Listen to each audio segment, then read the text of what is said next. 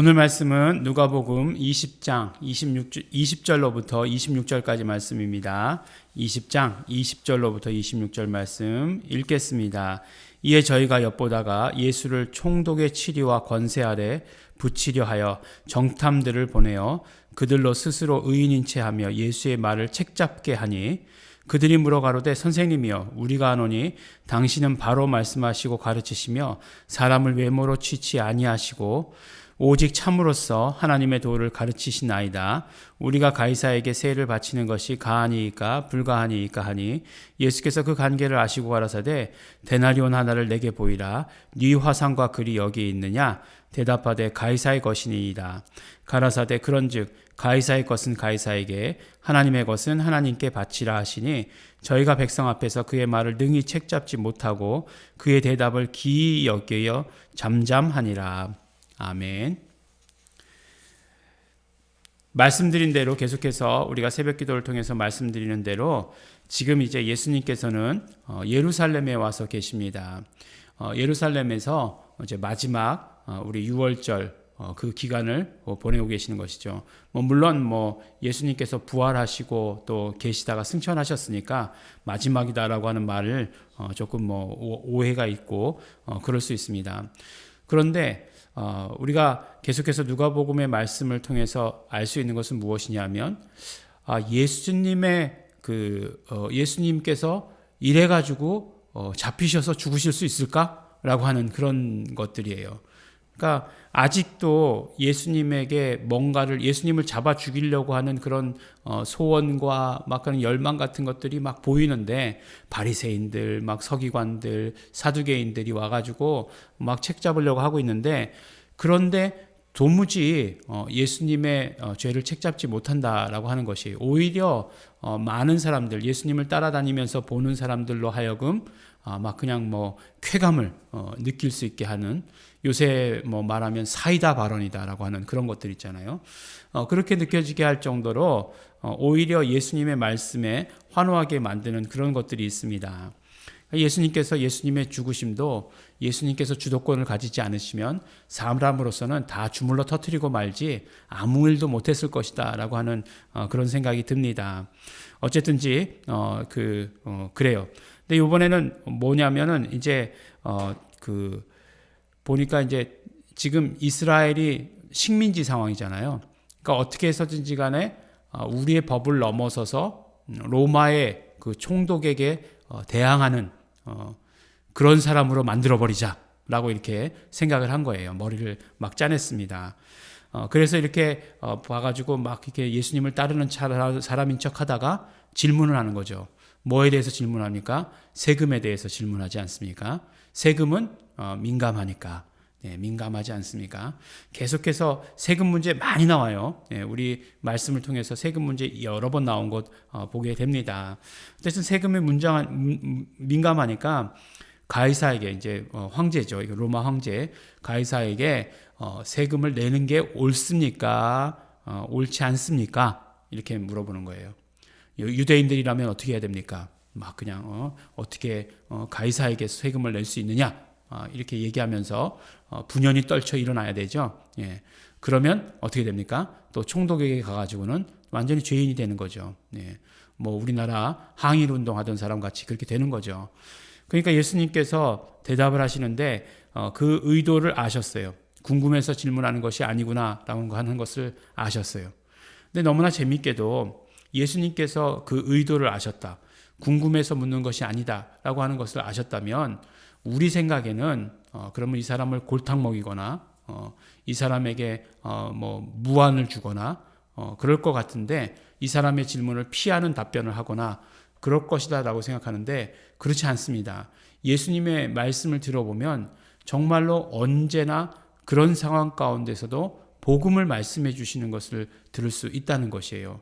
이것이 우리 사이다 바이런 사람들이 이야기하는 것과는 다른 거죠. 막 그냥 요새도 막 그러잖아요. 막 누가 나쁘게 얘기하면 더 나쁘게 얘기해가지고 막 그냥 반박하고 막 그러지 않습니까? 그런데 그렇게 하지 않으세요. 예수님께서는 그런 어떤 책 잡으려고 하는 그 질문 가운데에서도 그 신실한 답을 통해서 말씀해 주시는 것입니다. 그러니까 예수님께서 말씀하시는 것이 진짜예요. 뭐라고 말씀하십니까? 데나리온 하나를 가져와라 이렇게 얘기하시죠. 헌금으로 내라 그렇게 얘기하시지도 않았어요. 이렇게 보여라. 데나리온이면 큰 돈이잖아요. 그래서 그것을 보니까 네 화상과 글이 있느냐 이렇게 물어보시는 거잖아요.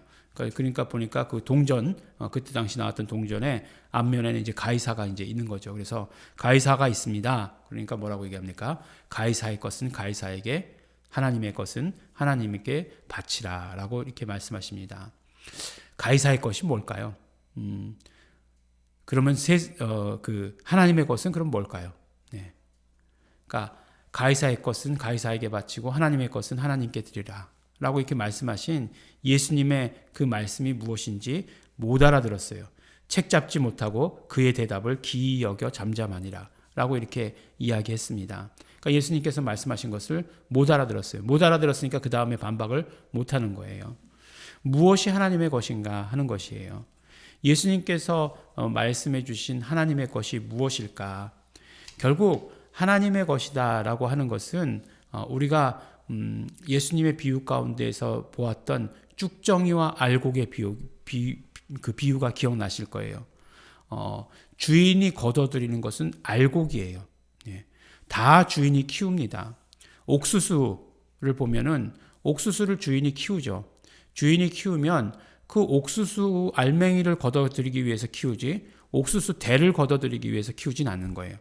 물론 뭐 특수한 경우가 있다 이렇게 얘기하시면 그냥 뭐 저는 할 말은 없습니다만, 네, 뭐 이거는 옥수수 대는 불쏘시개로도 잘 쓰지 못해요. 그냥 뭐 한번 불 붙으면 화르륵 타버려서 없어지기 때문에 알곡을 걷어들이기 위해서 모든 것들을 키우죠. 저희 예전에 할머니 댁 앞에가 방앗간이었습니다. 그러니까 큰 공장 같은 방앗간이었어요. 그러면 거기서 이제 쌀을 도정을 하죠. 쌀을 도정을 하면 어떻게 됩니까? 벼라는 것은 껍데기가 있잖아요. 예, 그 껍데기가 있어요. 그걸 뭐라고 얘기하냐면 겨라고 얘기해요. 겨. 그래서 우리 할머니 댁은 나무를 뗀 게 아니라 아궁이에다가 그 왕겨를 뗐습니다. 왕겨를. 예. 그 왕겨를 갖다가 가져다가 이렇게 뗐어요. 창고가 이렇게 하나가 있었는데 거기는 뭐 왕겨가 그냥 가득 차 있어요. 예, 뭐 1년 내내 쓰는 거죠. 그거 이제 가을에 이제 당연히 그 곡식을 이제 저거 할 거잖아요. 그 쭉정이는 어떻게 하는 거냐면 우리 할머니 댁에서 보니까 불 태우는 데 쓰는 거더라고요. 불 태우더라고요. 네. 화력이 굉장히 좋습니다. 그래서 그걸로 밥도 하고 난방도 하고 그랬어요. 이렇게 정말 그 할머니의 이 스냅이 정말 대단했어요. 이렇게 해가지고 이 풍로를 돌려요. 손으로 돌리는 풍로 이렇게 돌리면서 손으로 이렇게 탁 하면은 불이 그냥 활활 타오르면서 그걸로 밥도 지으시고 뭐 난방도 다 그걸로 불도 떼고 하셨으니까 쭉정이는 물론 이제 그거는 겨고 쭉정이는 열매를 맺지 못한 것들, 열매가 들이차지 않은 것들이 이제 쭉정이가 되겠죠. 쭉정이는 불로 태우는 것이고 알곡만 걷어들이는 것이에요. 어느 게 하나님의 것이겠습니까? 알곡이 하나님의 것이죠. 근데 결국 알곡이라고 하는 것은 무엇이냐면 예수 그리스도와 합한 자. 그러니까 우리 인간은 예수 그리스도로 살게 되어 있잖아요. 살려주시는 영이신 예수 그리스도로 살아야 하는 사는 영이잖아요. 그런데 이제 예수 그리스도와 합하게 된 자, 예수 그리스도와 연합하게 된 자가 바로 알곡이에요. 그런 사람이 하나님의 것이 되는 것입니다.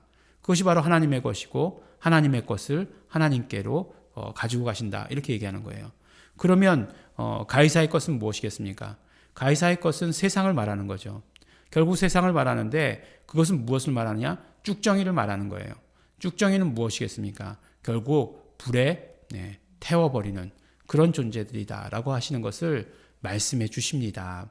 그러니까 이것에 대해서 하나님의 것이 무엇인지에 대해서 알지 못하면 정말 그들이 기이 여길 수밖에 없는 것이죠. 그러면서 예수님께서 이 상황을 통해서도 말씀하시는 것은 무엇이냐면 너희는 하나님의 것이 되어야 한다라고 하는데 그 초점이 있으신 거예요.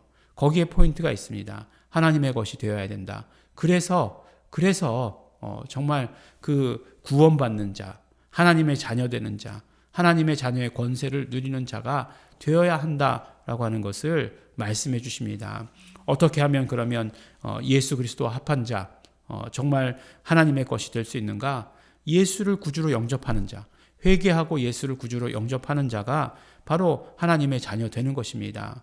그리고 예수 이름을 믿고 부르는 자가 하나님의 것이 되는 것이죠. 한 번 되는 것이 아니라 영원히 하나님의 것으로 남아있는 것이 되는 것입니다.